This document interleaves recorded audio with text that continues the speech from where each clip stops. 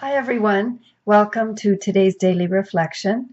And today is Wednesday, and it's March 7th. And this is Wednesday in the third week of Lent. Our two scripture readings that we're reflecting on are Deuteronomy chapter 4, verses 1 and verses 5 to 9, and Matthew 5, verses 17 to 19. The opening quote comes from Deuteronomy chapter 4, verse 7.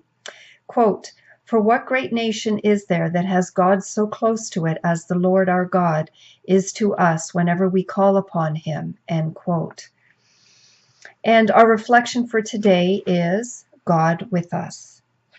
In the early books of the Old Testament, there's an opening dialogue about the relationship of God with his people. He is a distant God, or a God who is near. The book of Exodus stresses that human beings can see the glory of God as reflected in the wonders of creation, but cannot behold his face, cannot see him as he is. Thus, Yahweh tells Moses, quote, "But my face you cannot see, for no man sees me and still lives." And that quote comes from Exodus 33, verse 20. There is an emphasis on the transcendence of God. He is far above and beyond the created beings he has fashioned. Yet there is another emphasis as well. It is reflected in the reading of Deuteronomy in today's liturgy. It emphasizes the nearness of God, his presence to his people. No other nation can boast that its gods are as near to it as Yahweh is to Israel. This teaching on the nearness of God was symbolized in a special way by the Ark of the Covenant, a visible sign of God's presence in the midst of his people. And you can read more about that in Deuteronomy 31, verses 24 to 26. The theology of the God who is near blossomed forth as the new covenant dawned. In the person of Jesus, God establishes an entire new kind of presence with his people. Quote, "The Word became flesh and made his dwelling among us, and we have seen his glory, the glory of an only Son coming from the Father, filled with enduring love." End quote. And that comes from John 1, verse 14.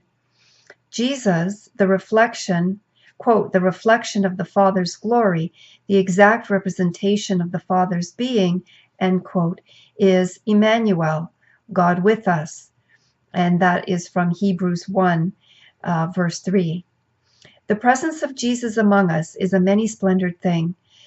The constitution of the liturgy, in number 7, expresses the faith of the Church about the presence of Christ in these words. Quote, "He is present in the sacrifice of the Mass, not only in the person of his minister, but especially in the Eucharistic species. By his power he is present in the sacraments, so that when anybody baptizes, it is really Christ himself who baptizes. He is present in his word, since it is he himself who speaks when the Holy Scriptures are read in the church. Lastly, he is present when the church prays and sings, for he has promised, quote, 'Where 2 or 3 are gathered together in my name, there I am in the midst of them,' end quote. And that's from Matthew 18, verse 20. In truth, Jesus is constantly present to us, but we are not often enough aware of his presence.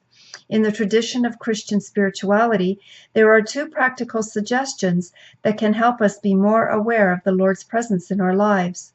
One of these is called the Spirit of Recollection. The other is called a visit to the Blessed Sacrament. By the Spirit of Recollection is meant an active awareness of the presence of the Lord in our daily lives.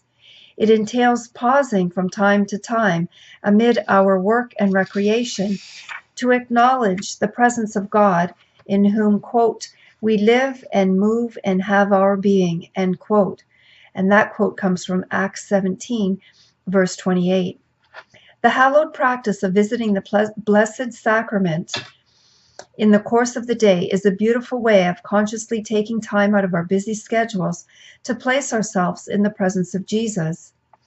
For, as St. Alphonsus Liguori points out in his world-famous Visits to the Most Blessed Sacrament, quote, "Real friends want to be with each other every moment they can spare. Sometimes they spend entire days together. Christ's friends are that way too.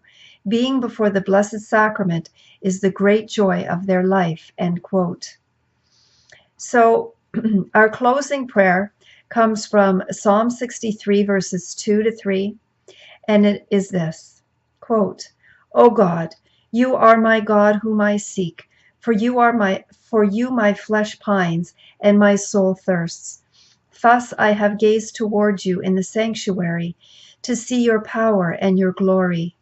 End quote. And our practice for today is this. Today I will take some time out of my busy life to visit with the Lord before the Blessed Sacrament, if possible. So that's it for today. That's great advice. I think if there's any way we can feel the presence of the Lord is definitely in front of the Blessed Sacrament. And also to be mindful of Him as much as possible throughout our day. So that's it. Have a wonderful day, a wonderful evening.